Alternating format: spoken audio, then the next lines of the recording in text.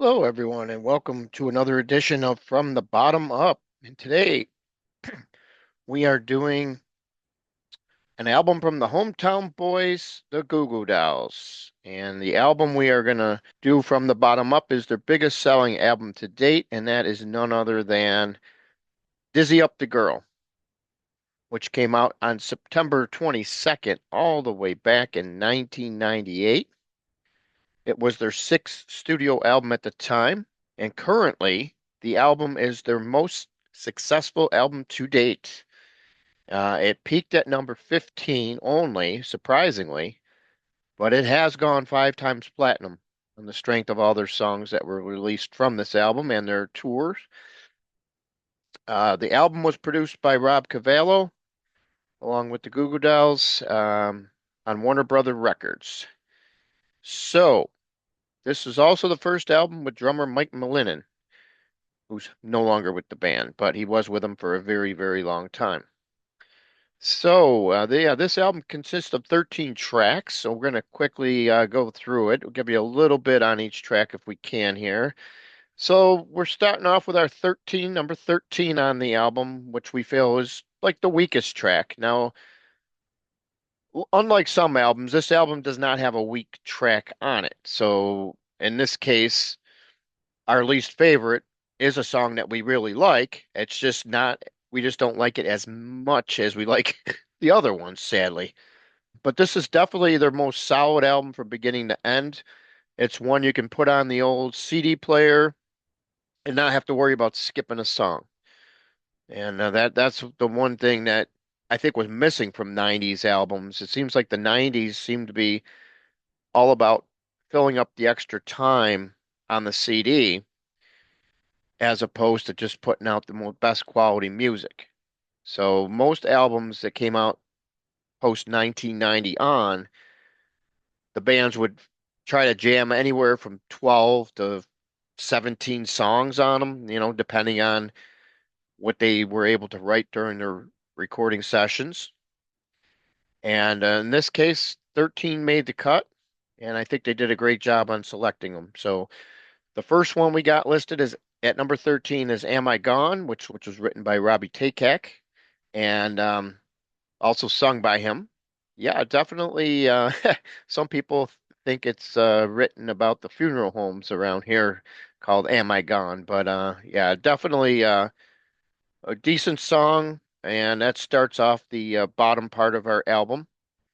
The next song also was written by Robbie Take Heck at number 12. And we got Full Forever. Another solid song. This is definitely, I feel, Robbie usually gets anywhere from 2 to 4 songs on an album, and these four on this album were definitely four of his best. So if he ever came out with a compilation of just his vocal songs, this would definitely be on it. It's just, you know, there's just nowhere else to put it at this point when you start listing all these songs off of here of where these all fell. But number 12, Full Forever. Number 11, we got All Eyes on Me. And this song is definitely one that always stood out to me, and I really enjoy it.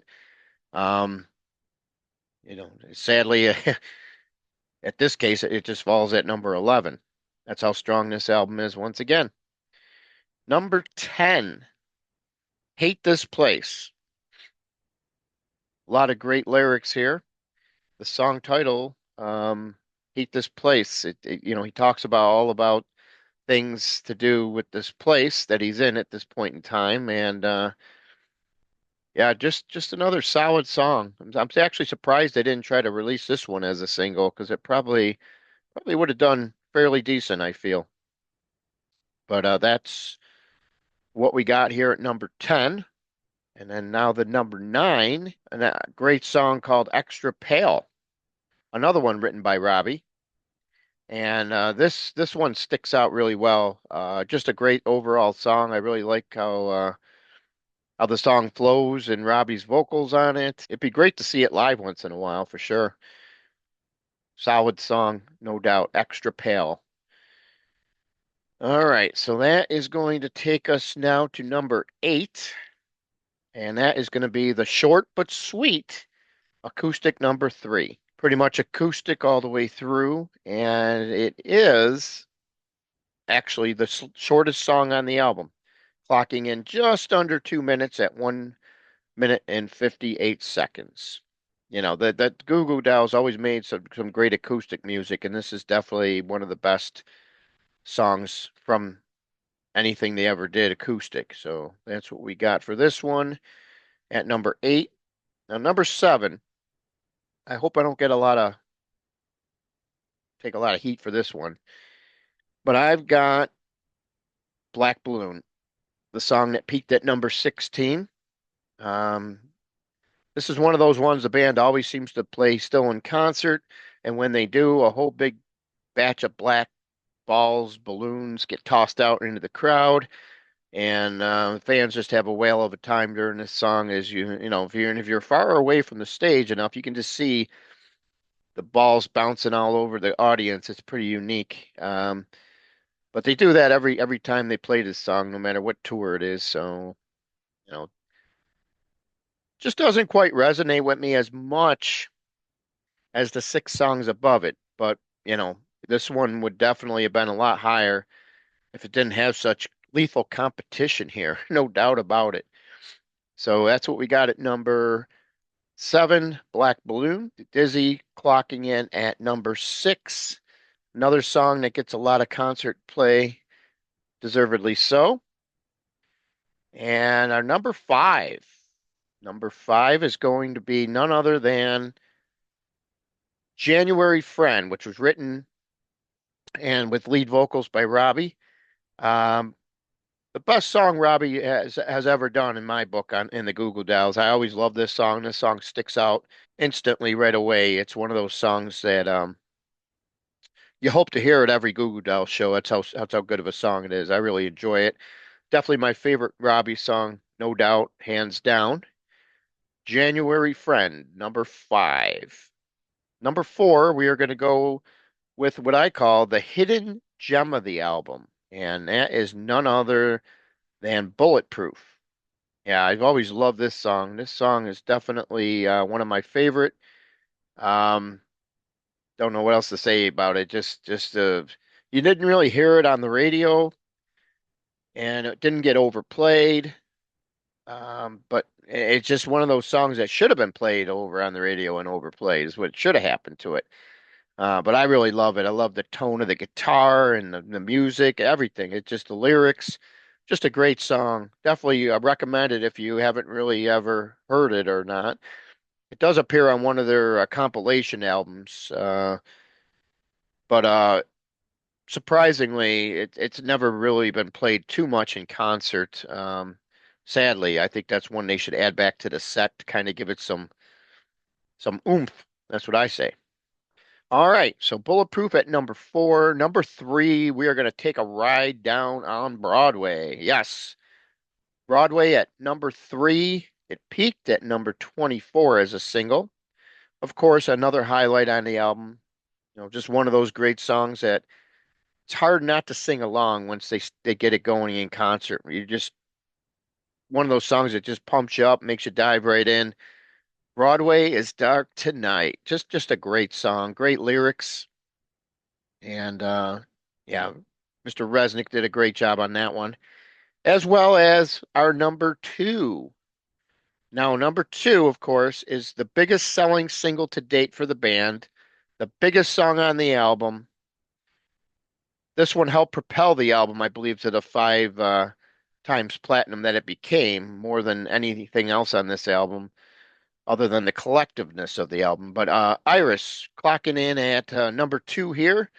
And just a great song. It's always stood the test of time. It's one of those guaranteed songs you're going to hear when you see the band live, no doubt.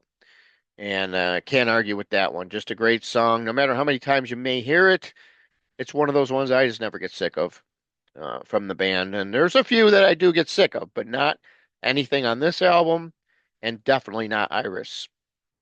And that's going to take us down to our lone remaining track that I haven't mentioned, which, if you all have been paying close attention to, is none other than Slide. Just a great song, peaking at number eight. They usually save it in the concert for the second song of the set. Seems like that's where they like to stick it. Usually in the first, within that first, second, or third slot, no matter what, that's where they usually stick it. Just a great, great song that once they start playing those opening chords live, man, the fans just go nuts. And they pretty much captures everybody's attention right away. If the opening song didn't, that second song surely did. But Slide is just one of those great songs the band has written that's stood the test of time and is a sentimental favorite of many, many people for sure. And that's why I got it at number one. So, none other than Slide. A quick rundown on the album now. We're going to start off with a recap here. Number 13, Am I Gone? Number 12, Full Forever. Number 11, All Eyes on Me. Number 10, Hate This Place. Number 9, Extra Pal. Number 8, Acoustic. Number 3. Number 7, Black Balloon.